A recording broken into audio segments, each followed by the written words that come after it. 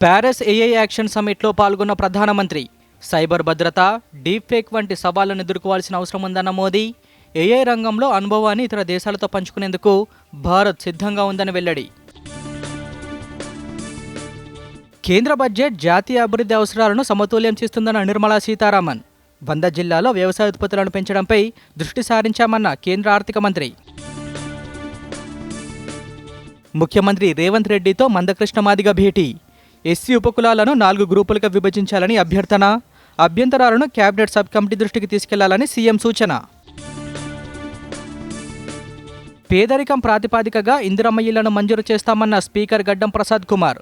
ఇందిరమ్మ ఇళ్ల నిర్మాణానికి ఇసుక కొరత లేకుండా చూడాలని కలెక్టర్లకు సీఎస్ ఆదేశం. ఎమ్మెల్సీ ఎన్నికల కోసం క్షేత్రస్థాయిలో పార్టీని సిద్ధం చేయాలన్న మంత్రి ఉత్తమ్ కుమార్ రెడ్డి. స్థానిక సంస్థల ఎన్నికలను ఏకగ్రీవం చేసే కుట్ర జరుగుతోందంటూ కేటీఆర్ ఆరోపణ.